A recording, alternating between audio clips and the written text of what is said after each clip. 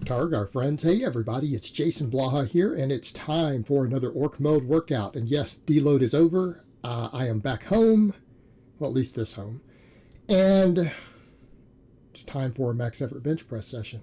But a quick reminder before you guys watch the PR, I want you guys to go ahead and click like down below. It would be greatly appreciated. Help keep those likes higher than the dislikes. And I'm actually going to ask all of you who watch these and enjoy these, who hear this message, if you go down and just click like on every video that I uploaded today. I would actually really appreciate that. Thank you. Thank you for those of you who bother to do that. It is appreciated. Today, you guys are going to notice some changes. Changes in my total volume, changes in the way I'm approaching max effort work because I'm getting more and more equipment. I actually have another bar that will be here shortly. So another bar to add into the rotation. And so what I'm going to do, I'm going to run 5 different forms of accommodation, right? Meaning no accommodation at all, 10% and 20% band or chain. I'm going to use a random number generator to pick them each time. I'm going to use that method whether I'm using a deficit deadlift, a block pull, a board press, the buffalo bar. So whether I'm doing longer or shorter than normal range of motion by 1 inch or 2, we're still going to use that method. Why? Well, it gives me a lot of variation. And then I only track percentages. Like, I don't really care about exact band and chain, because honestly, you don't hit different PRs when you change 10 pounds of bands or chains usually. Like going from 60 to 70 pounds of chain, you don't usually hit a significantly different PR. You really don't. It doesn't matter that much. But today, this was a PR. In fact, this is a PR even without the bands. If I took the bands off, this weight itself would have been a PR for this bar. So I'm happy with that. That was 322 with a 30-pound band. So I'm going to count that as 10%. I just need to be in the ballpark, right? And I'll just track them as percentages. And you know what? People say, but couldn't that get really big in difference? Well, you know what? If I start adding another 100 pounds to any of my lifts to the point of where 10% makes a full 10 pounds difference, or 20% makes 20 pounds difference, then who cares? Like, we're hitting so big of PRs at that point that it's largely irrelevant, right? So I don't care. And that gives me a good way to look at things. Everything needs to be based on percentages of my maxes, because that's what we care about. Speed work is done the same way, right? Band and chain tension on speed work is done that way. It's 25%. So I'm going to do 10 and 20% for all this stuff. And I'm going to do this randomly. I'm going to start picking more and more random ones. The only times I won't take the choice the random number generator gives me, it's going to be if I've done it too soon. And I'm going to really follow the true West Side method here of making sure that I PR on 2 lifts every single week, right? Every max effort lift needs to be a PR. And even if that means I haven't done that lift for 15 or 16 weeks, and that's what it takes to get a PR, then that's what we do. PRs all the time. And I've discussed in videos why we do that. Okay, that is not a mystery. And again, I will point out, people who say, well, that doesn't count, you're probably a weak-ass pussy who doesn't think like a champion. That method was developed to train people to think like champions. Okay? And it works. It's a highly successful method. Extremely successful. Not just for powerlifters, but for NFL players, everyone else. Okay? It works. Up next, we did the board press. I went ahead and added another 10 pounds. Kidding triples was really hard, and one of them I only got a double. Then I dug in and got a triple. And what I'm going to do with stuff like this, when I start stalling, will change things. So if I start stalling on the board press, I might need to change to a different board height and then ramp up and get the heaviest weights I can handle. Now, people are going to notice everything is going to be 3 sets now, other than stuff like my reverse hyper.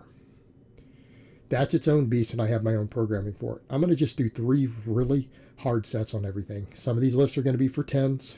Stuff like the hip belt squat, it might be for 20s. But that'll be the odd man out. All my lifts are going to be trying to hit a 10 rep max, do 3 sets of 10 all out, and try to PR every single time I do them. I'm going to start setting strength standards on closed grip bench for 10 reps. The JM press, the good morning. All my various supplemental lifts, I'm going to try to maximize tension now. And I want to be at basically effective volume.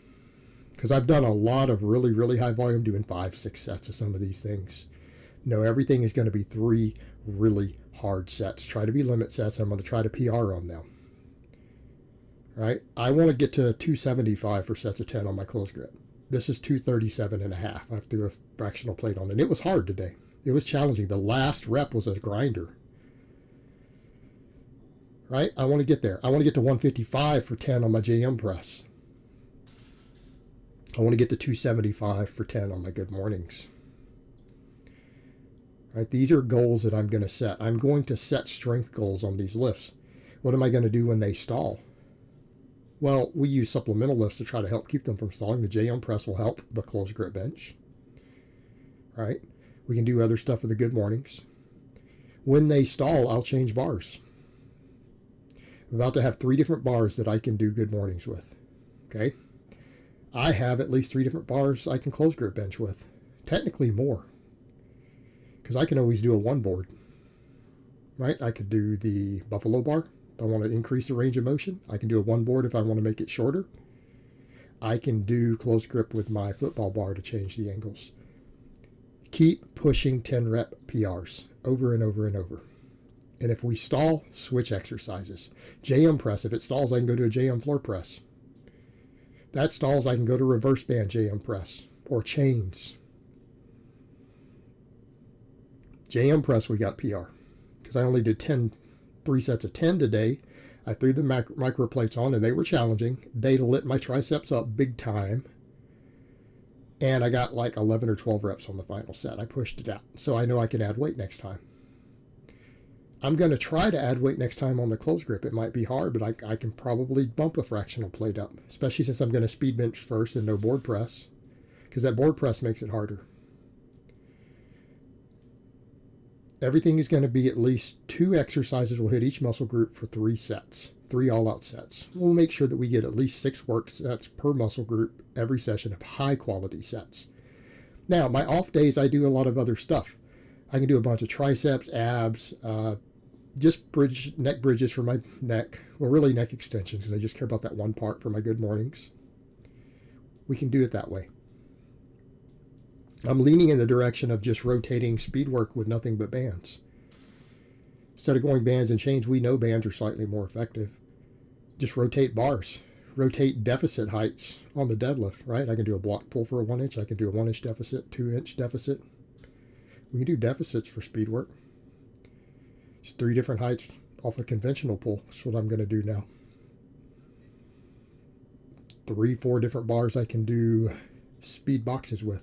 We can just rotate through this stuff. And I think that might be the way to go.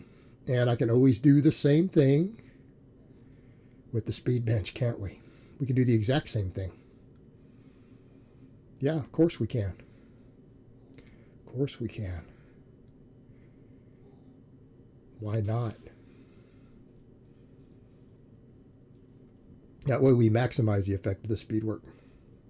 On these, because I'm only doing 3 sets, I want to make them more difficult. I went ahead and I'm raising my feet 2 inches. The beauty of having all these pads, I can use them to change heights on everything. Box squats, deadlifts, all this stuff. Well, what about inverted rows? I can just start stacking these mats higher and higher. All right? 3 sets to failure. With the axle bar for grip training, making sure I work my upper back. And this is what I'm going to do. I'm not going to do standing rows anymore. I have so much low back work. And I do tons and tons of reverse hypers, tons of good mornings. And I'm going to start pushing even some max effort work on good mornings. Okay? I don't have the low back to handle rows anymore. I am pushing my erectors to their bleeding edge. And we need more upper back. This allows me a little more upper back than the row does.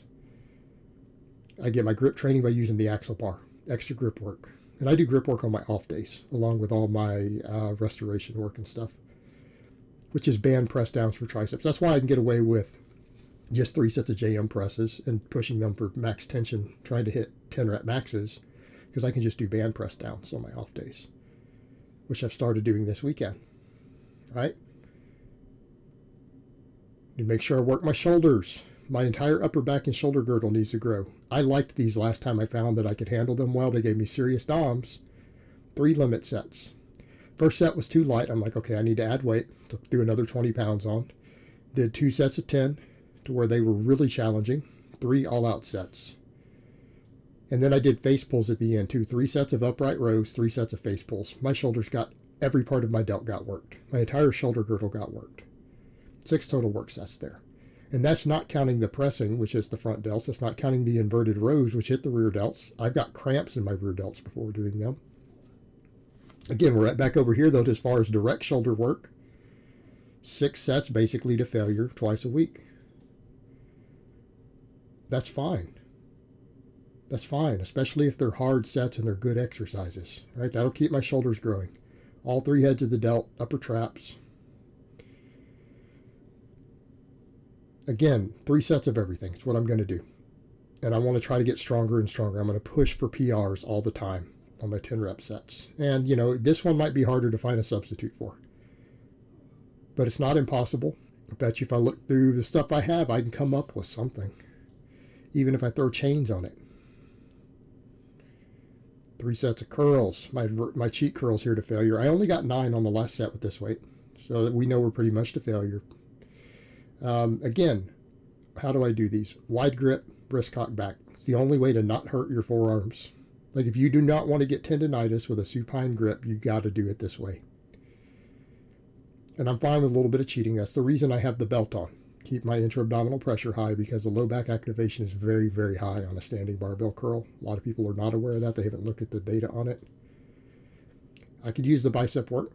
Again, help prevent tears from deadlifts. And again, we'll go really heavy now for a while. I've done a ton of volume for biceps. Let's start going heavy. And with real direct work. Let's see if they'll grow a little bit. Yes, I'm cutting. And people say, do you lose any weight? No, I didn't lose any weight on my vacation. That's impossible for me. Plus, since I'm not training, probably not wise to be in a deficit. But I lost the 4 pounds before. Go back into a deficit and trim on down. All right, the goal is to get down to 215 and then assess. So people say, well, what's the final? Well, I don't have a final goal. How about you let me get to the next step and then we assess it? Figure out what the next step will be. Do I need to just take a short diet break, continue to slow cut from there? And I'll probably slow cut from there. We'll see. As long as we can keep getting stronger. But the training is going to be very, very, very optimized given that scenario.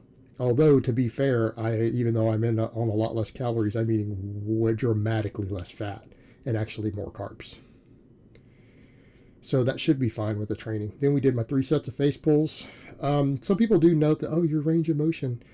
Guys, that is my range of motion for my shoulders. And anyone who says I can fix that, I've had physical therapists come in comments and on my wall and give me exercises to try. They don't do shit. Just so that you guys are aware, I do daily mobility work for my shoulders. Every single day, 7 days a week. Multiple different things. And I do not see any improvement at all. And I feel bone pressing bone. Like when I actually take my arms up overhead, like when I go to a dead hang on a chin-up bar, I feel bone pressing bone. When I do mobility work, I feel bone pressing on bone in my shoulder joint. And it's not cartilage or anything. I think it's just my skeleton. Because I don't have that problem at other angles. It's just overhead type stuff. And this kind of falls in that category. There's not much I can do about it.